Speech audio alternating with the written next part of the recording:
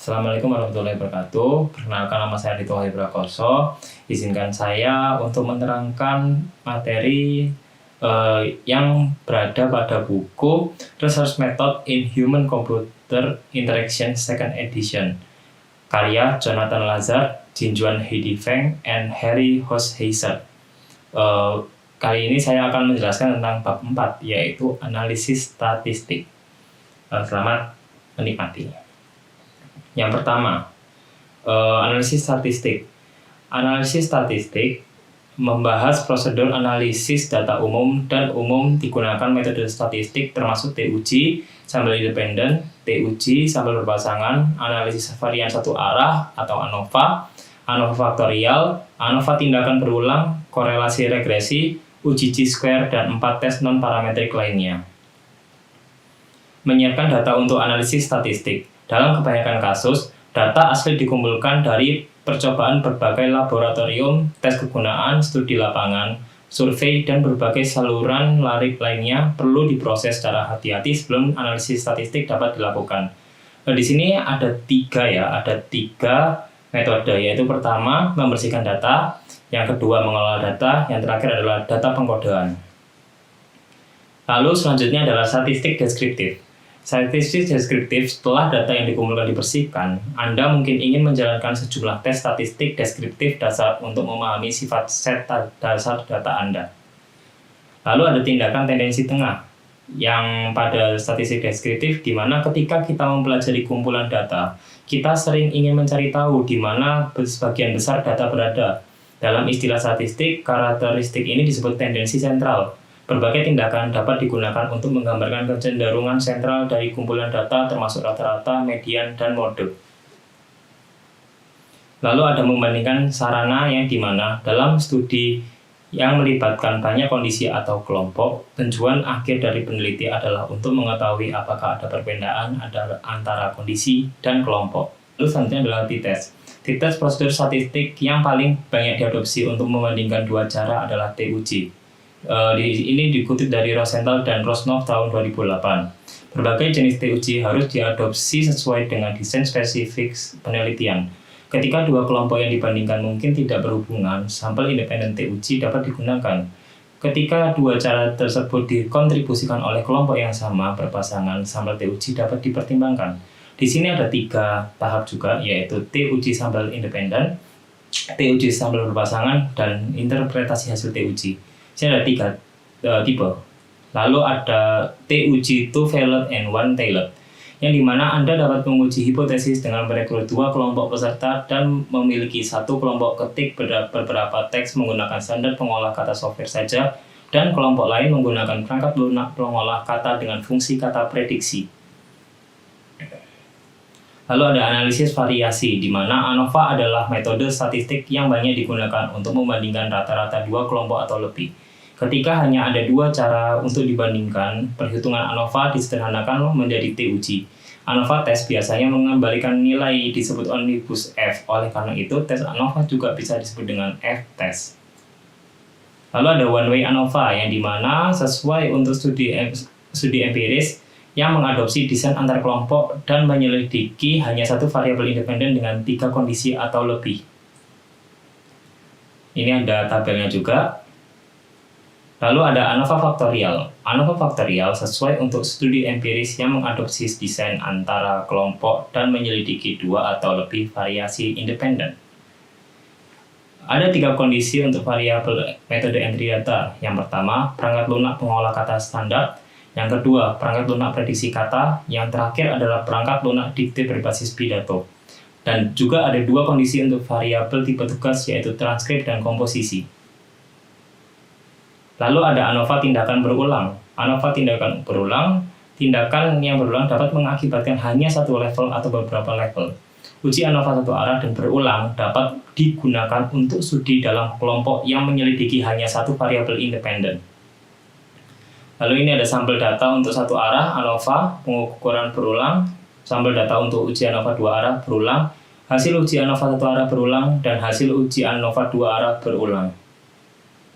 Lalu ada ANOVA untuk desain split plot, yang dimana kadang-kadang Anda dapat memilih desain studi yang melibatkan faktor antar kelompok dan dalam kelompok.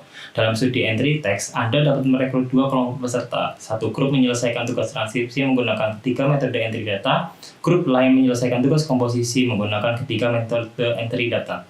Dalam hal ini, jenis tugas adalah faktor antar kelompok dan metode entry text adalah faktor dalam kelompok. Ada dua manfaat dari desain ini dibanding desain murni di dalam grup.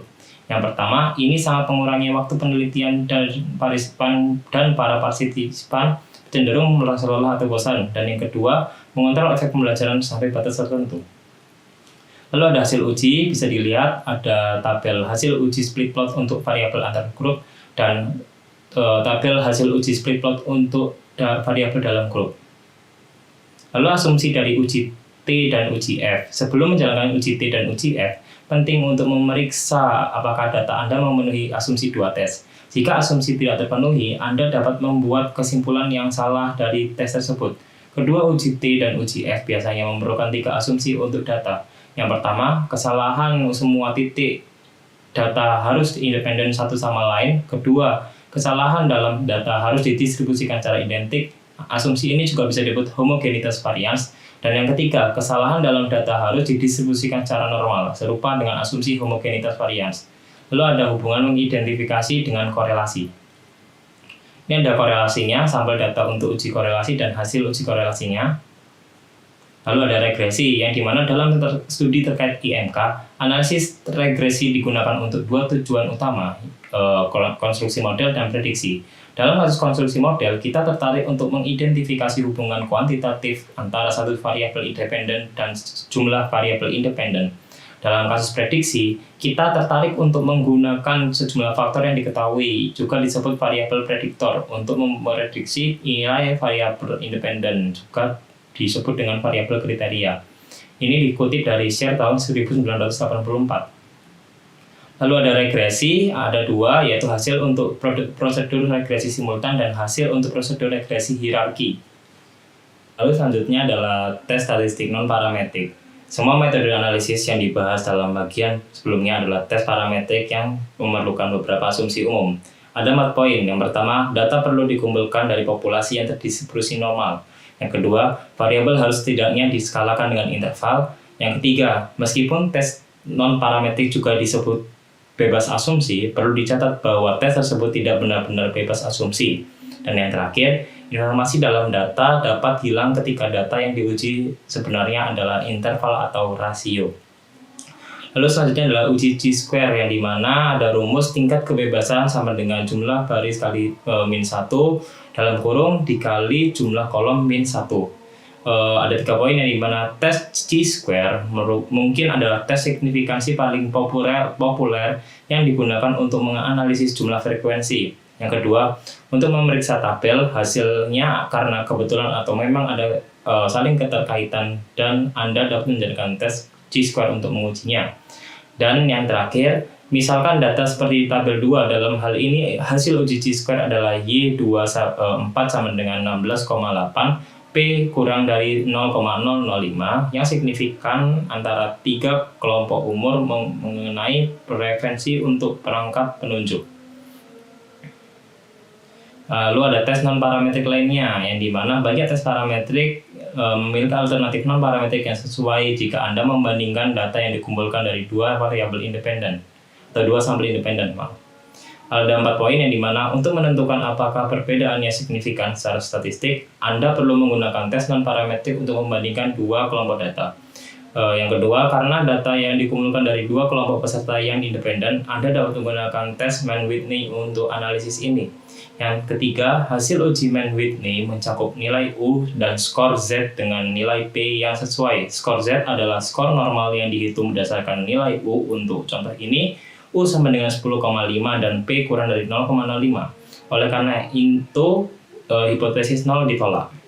Yang terakhir, data menunjukkan bahwa ada signifikansi dalam tingkat frustasi yang dirasakan antara kedua tingkat autentikasi. Lalu hasil uji peringkat bertanda Wilcoxon adalah dinormalisasi, yang skor untuk skor ini Z sama dengan min 1,31 dan P sama dengan 0,19. Tidak ada perbedaan yang signifikan dalam tingkat frustasi yang dirasakan oleh kedua teknik. ANOVA satu arah Kruskal-Waltz berdasarkan peringkat perluasan dari Mann-Whitney uji dapat dipertimbangkan ketika diambil independen. Dan yang terakhir, ketika set data saling bergantung, Anda dapat mempertimbangkan menggunakan uji ANOVA dua arah atau Friedman. Dan yang terakhir, data akan dikumpulkan dari sampel independen dan peringkat frustasi dapat dianalisis melalui ANOVA satu arah Kruskal-Waltz berdasarkan peringkat.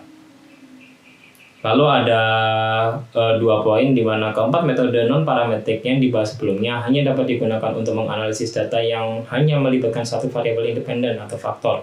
Dan yang kedua, hasil dari uji ANOVA Friedman adalah nilai H dalam contoh ini H2 sama dengan 2,722 dan P sama dengan 0,256. Tidak ada perbedaan signifikan dalam tingkat frustasi yang dirasakan antara ketiga teknik.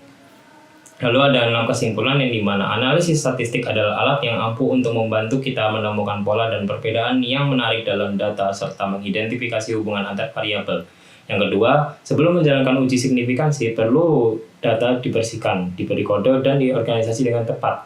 Yang ketiga, sifat data yang dikumpulkan dan desain penelitian menentukan uji signifikansi yang sesuai. Yang keempat, jika data distribusi normal dan diskalakan secara interval, uji parametrik sesuai. Ketika persyaratan distribusi dan interval skala normal tidak terpenuhi, tes non-parametrik harus dipertimbangkan. Yang kelima, analisis korelasi memungkinkan kita untuk mengidentifikasi hubungan yang signifikan antara dua variabel. Dan yang terakhir, ketika 3 atau lebih variabel terlibat dan model kuantitatif diperlukan untuk menggambarkan hubungan antar variabel independen dan variabel independen, analisis regresi dapat dipertimbangkan. Prosedur regresi yang berbeda harus digunakan.